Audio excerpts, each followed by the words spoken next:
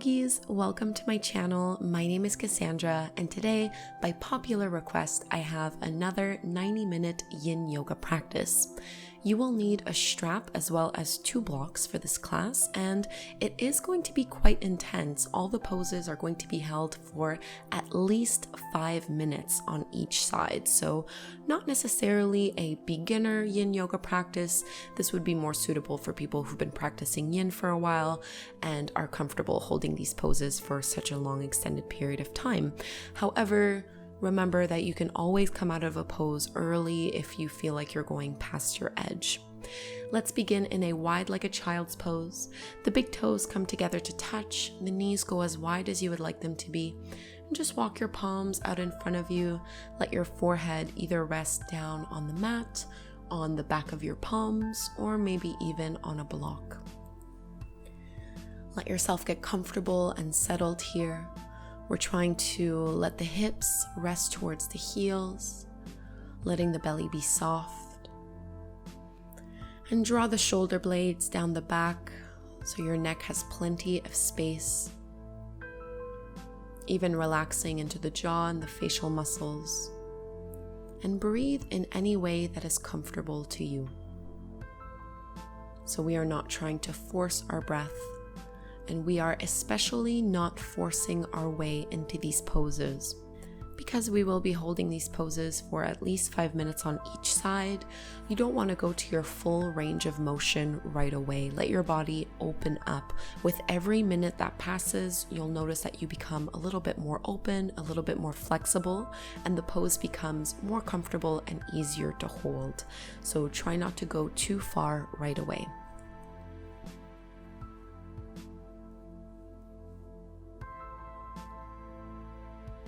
And this is an introspective, meditative practice. So if you notice your mind drifting, or if you become distracted, bring your awareness back to your breath.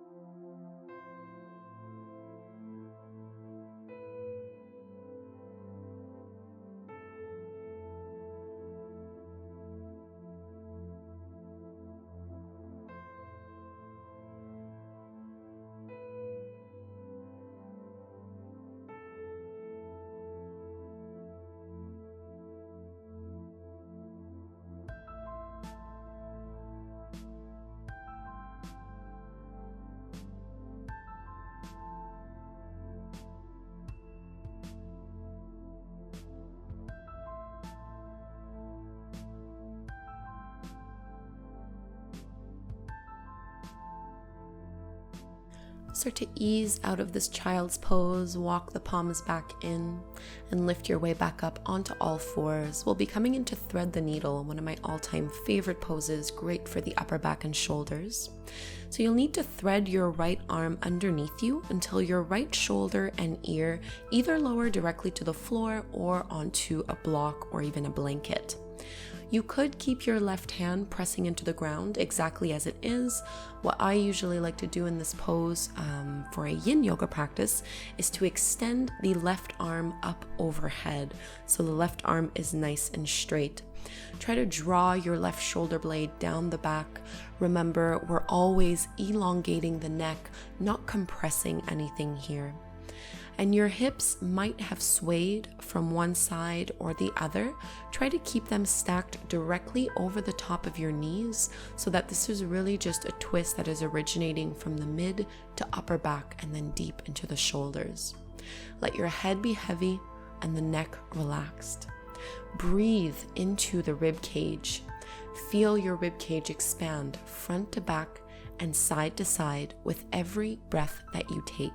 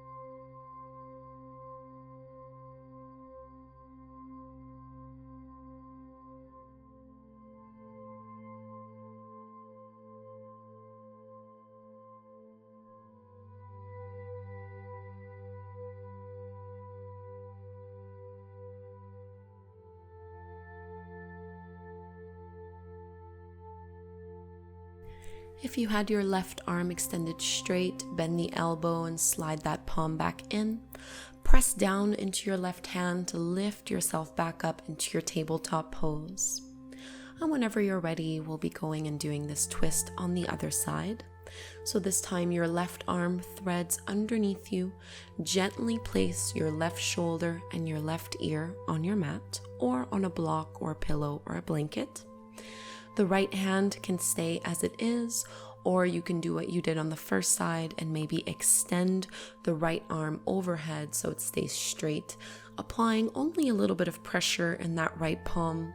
Draw the shoulder down and away from the ear so both shoulder blades are really drawing down the back. Realign your hips directly over the top of your knees, lightly hugging the lower belly in and up to protect the low back. Take a moment here to get comfortable and settled. And again, send your breath into the upper back, into the heart space, shoulder blades, and into the rib cage. Feel the opening in the shoulders and the freedom that you're creating in your upper body.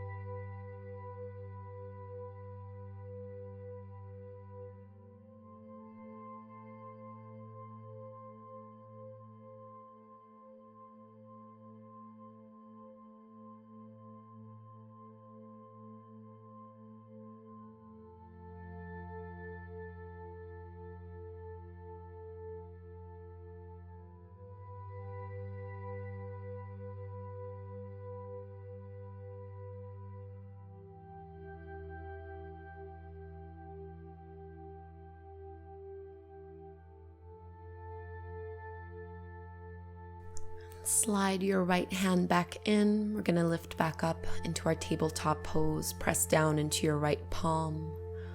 And then both hands to the ground. Let's get deep into the hips. We're setting up for pigeon pose, or what is called swan pose in Yin Yoga. So you'll want to bring your right knee behind your right wrist and extend your left leg a little bit further back behind you. Take a moment to even out the pelvis here. So you don't want to be rolling onto one hip more than the other. You want your weight evenly distributed. So you might need to prop yourself up with a block underneath your right glute, or even a blanket or any prop that you might have at home. You can choose to stay up nice and high for pigeon pose or swan pose, or you can fold forward and again either prop yourself up with a block or two, or you can just stack your palms and let your forehead rest on the back of your hands. The longer you stay in this pose, the more you might notice that the arms and the upper back tend to tense up a little bit. You don't want to be struggling against the floor. So you want to relax your arms as much as possible.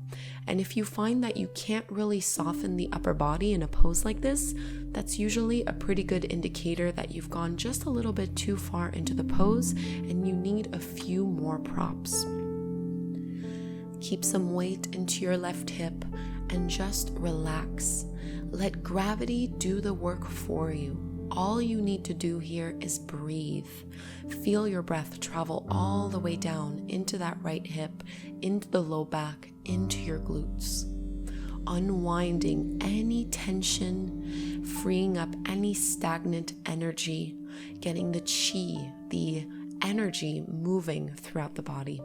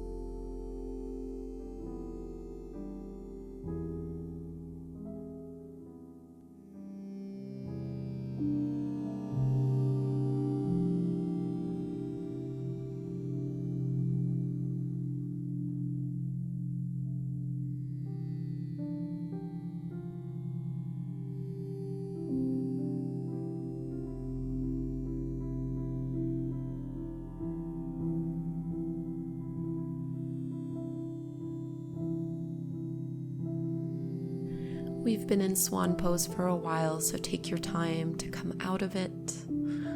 We'll just be going into Swan on the other side, but it might feel good to extend the right leg back a little bit, or maybe do some hip circles, just whatever helps get the blood flowing again.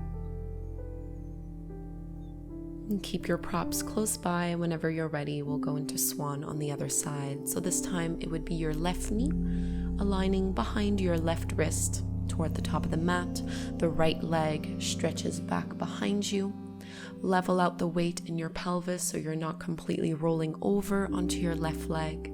And then maybe stay up nice and tall, or you can prop yourself up with your blocks, or you can fold all the way down. And again, we're drawing the shoulder blades down the back.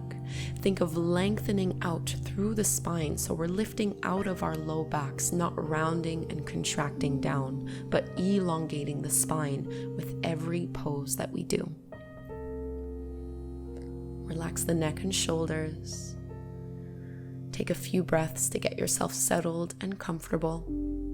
There should be no pain, no pinching whatsoever. I like to tell students the poses should be sensational, but they should never ever be painful. Always find your edge. If you have a hard time breathing, you know you've gone a little bit too far.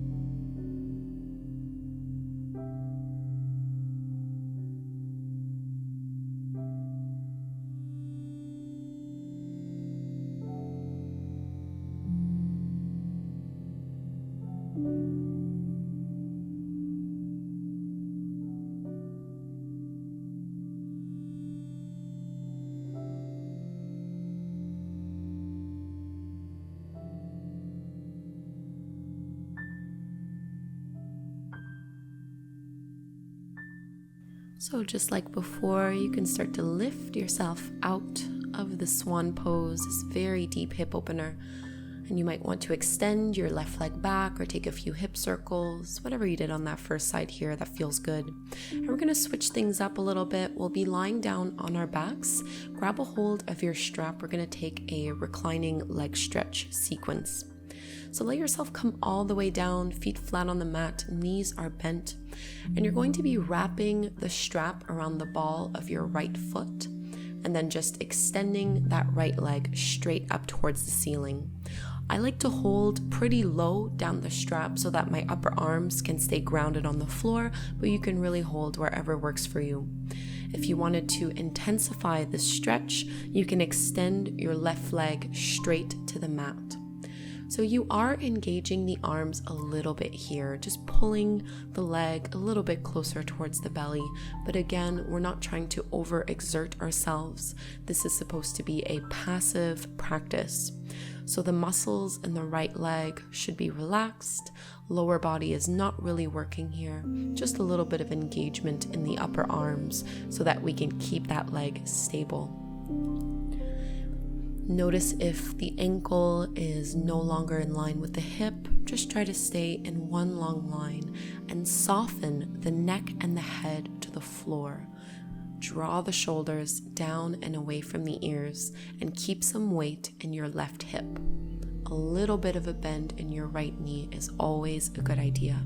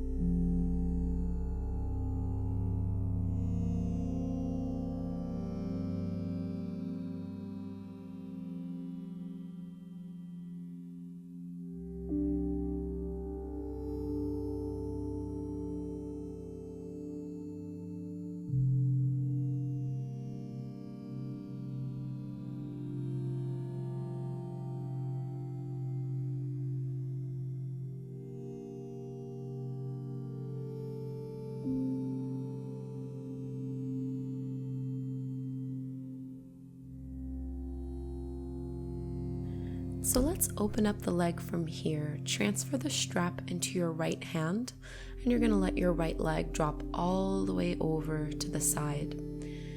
Now you can hold on to whatever's accessible, either keep your hand on the strap or you can grab a hold of the foot if that's a little bit easier.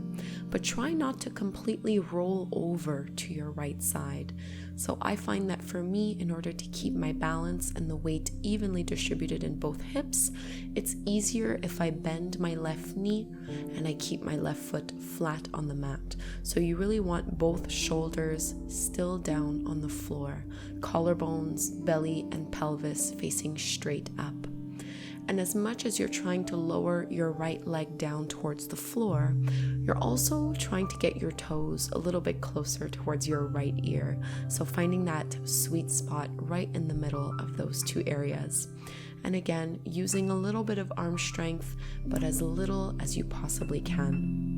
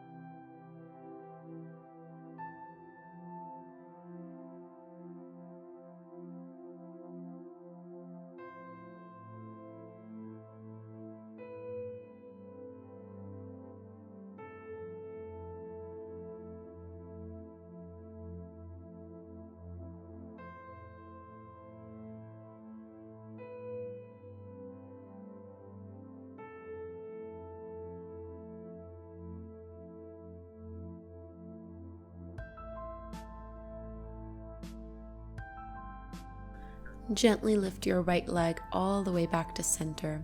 And if your left leg was straight, you're going to bend the knee and bring the foot flat to the mat. And just lift your hips so that you can inch your way over closer towards the right side of your mat. From here, re-extend your left leg straight on the floor.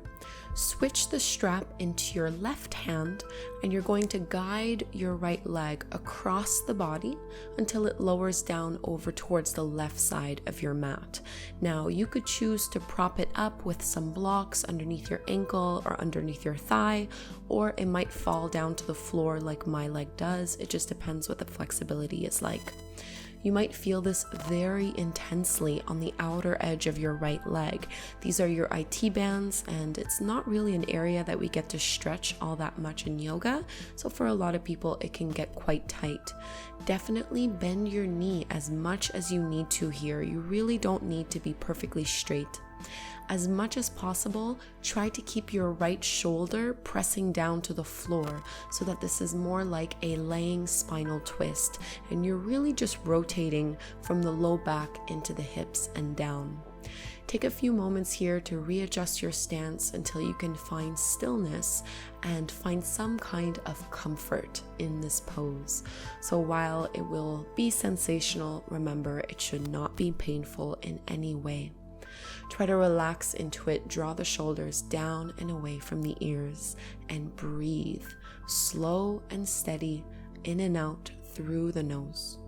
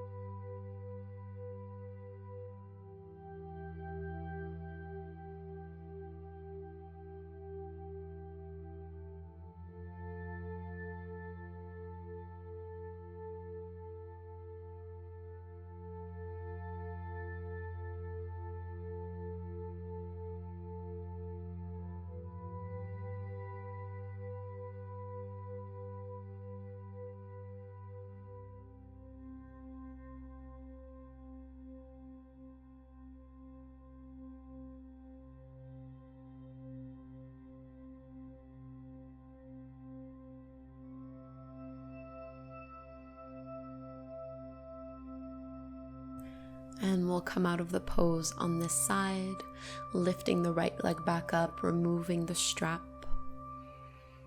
And just bring your hips and your shoulders back to the center of the mat here. We'll go do that reclining leg stretch sequence over on the other side. So start by hooking the strap around your left foot, and you can extend the left leg straight up to the sky. The right knee can either stay bent or you can extend it out down to the floor to get a little bit deeper here. And again, hold on to the strap wherever is comfortable for your arms. I like to hold it a little bit lower and keep my arms down on the floor, but you can go a little bit higher up if that gives you a better stretch in the hamstrings. And you are pulling a little bit towards you, but really not so much. And focus on the feeling of the pose. So of course you are going to feel probably a pretty intense stretch into the hamstrings. If you feel it in the lower back at all, you might need to bend your knees a little bit more. And I always like to imagine that I can send my breath wherever the pose feels the most intense. So for me, that's the left hamstrings. Imagine that you can breathe with your left hamstrings, and that every time you exhale, those muscles and the fascia is able to relax a little bit more and open up, loosen up, improving your flexibility bit by bit with every single breath that you take. Relax your shoulders and your jaw, close your eyes, and stay in this present moment.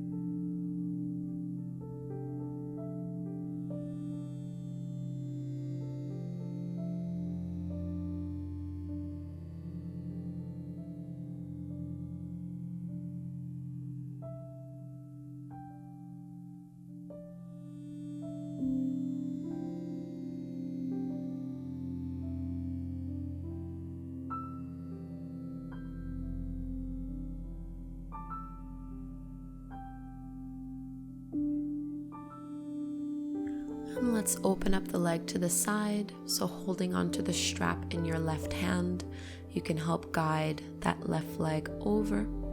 And again, you can prop it up if you'd like, or you can just leave it hanging like what I'm doing here. You can even choose to just hold on to the shin, the ankle, or the toes instead of the strap.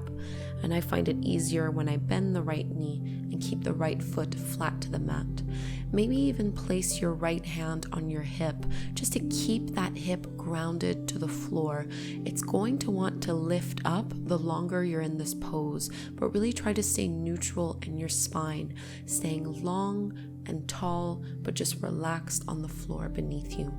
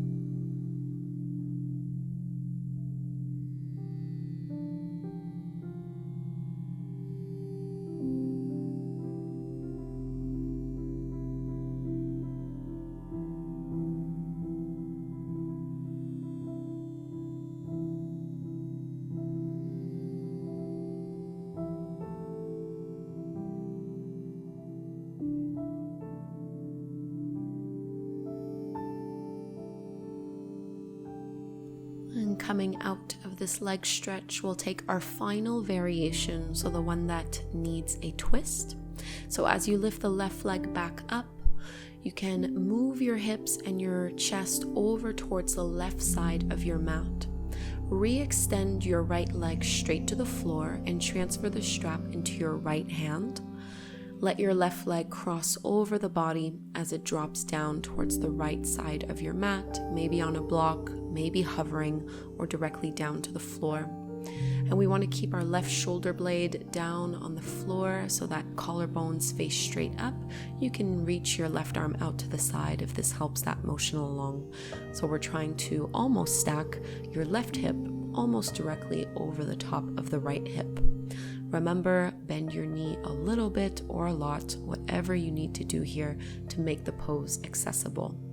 This is a pretty intense stretch for most people. Even for me, it's one of the hardest ones I find that we can do, but it's really beneficial and a great way to open up your hips, increase flexibility in your hamstrings, and also energize the body.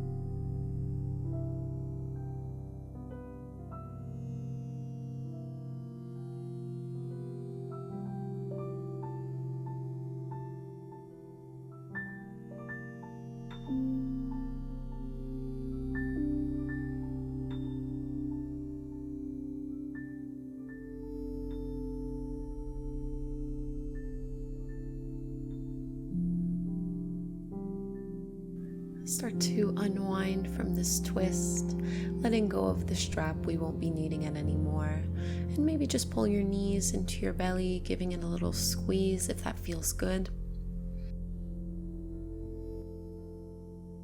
And then the feet can come back down to the ground. Grab a hold of one block and you're going to place that block underneath your hips. So taking supported bridge pose, getting into the hip flexors from here with the block underneath you. You can bring your right knee in towards your chest, either holding on to the back of the thigh or the front of the shin. And then you can extend your left leg straight to the floor. So trying to keep your left heel on the ground as much as possible. You should start to feel an opening at the front of your left hip. So really deep into the psoas, into the hip flexors. Try to keep your shoulders on the ground, the head is supported, and just relax. So again, a little bit of arm strength required, but really not so much. Let your hips be heavy on the block beneath you. If this happens to be too intense of a stretch, you can do this exact same pose, but without a block, just letting your hips be flat directly on the mat beneath you.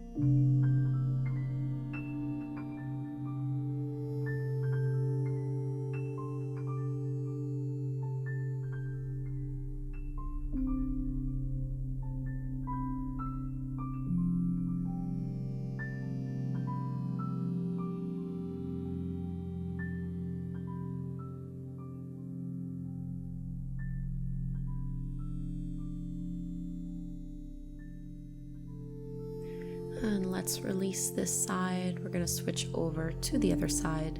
So you can bring your left foot back down to the ground, release the hold of your right leg, and just switch over. So holding on maybe to the front of the left shin and extending your right leg straight to the mat. You might find that you need to adjust your block a little bit. I always find that it shifts a little from side to side. And come back to a space where you can let the upper body be grounded and heavy. Breathing deeply in and out through the nose, and feel this breath travel all the way down into the low belly and lower back. So you should feel your navel lift up on the inhale and soften back down on the exhale. Flexing a little bit through your right foot so you can really press down into that right heel and get deep into the hip flexors on the right side.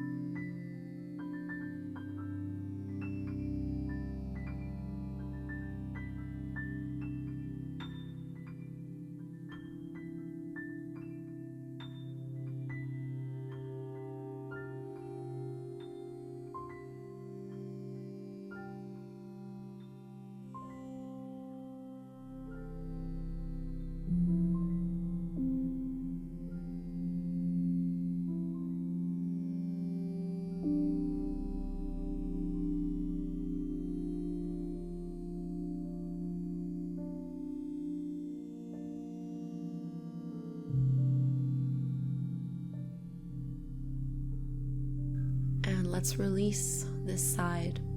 We'll be coming into our final pose before taking Shavasana. Keep your block underneath your hips. However, you'll need to put your block on its lowest level. We'll be coming into Waterfall pose, or just a variation of legs up the wall.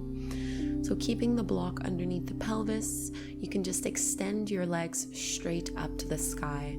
I like to leave the legs dangling in the middle of the room. However, if you wanted to do more of the restorative version of this pose, if you are close to a wall, you can let your heels rest on the wall so that the legs are supported. And really, the legs can be together. You can even open them up into a straddle if you wanted to stretch a little bit deeper through the inner groin and into the hamstrings. Don't worry about having the legs perfectly straight. Bending the knees is perfectly fine. Really, we're just trying to release from this practice, give our legs and lower body a bit of a break. This is a mild, gentle inversion. So feel the upper body be grounded and the legs become weightless. You can rest your arms by your sides, turning the palms to face up, drawing the shoulders down and away from the ears. And breathe deeply into this pose. Feel the stress melting away, not getting caught up with any stories or any thoughts that are lingering. Being present for your practice and noticing the different sensations as they arise. How do you feel as a result of this Yin Yoga class?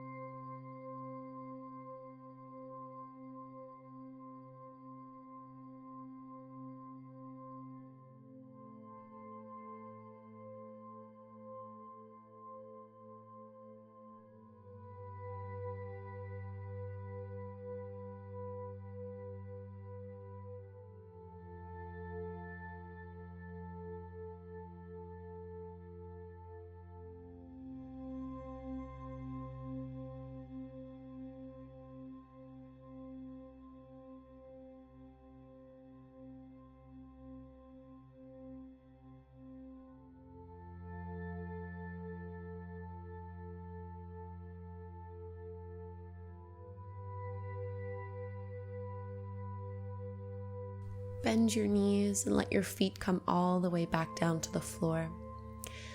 Press into the feet to lift the hips and just move your block out of the way, set it off to the side. Before we go into Savasana, our final resting pose, it might feel good to pull the knees into the belly and just rock a little bit side to side, massaging the lower back, doing any little final movements and adjustments that feel intuitive to you. So whatever you think your body needs right now in order to be able to relax fully in Shavasana, in corpse pose. And when you are ready, you can extend your legs out to the sides, take up some space with your arms, turn the palms to face up towards the sky, close the eyes. This relaxation pose is your opportunity to integrate all of the work that you've done on your mat. This is your opportunity to recognize and truly honor the changes that have occurred physically, mentally, and emotionally. What has changed and shifted as a result of this practice? No matter how challenging it may have been for you, is there something that you can be grateful for and proud of? A positive impact of this practice. And as you hold on to this feeling of gratitude, allow all other thoughts to melt away. Find your natural breath rhythm without trying to force it or change it. Simply relax, truly rest.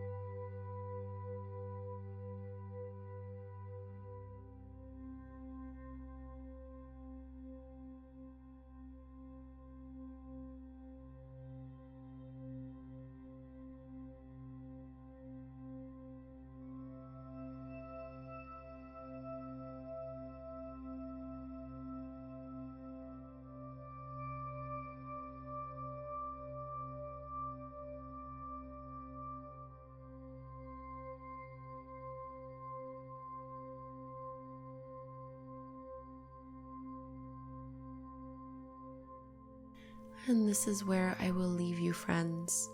Thank you so very much for doing this 90-minute Yin Yoga practice with me. I do hope that you enjoyed it. If you'd like more of these longer classes, please do leave me a comment and let me know.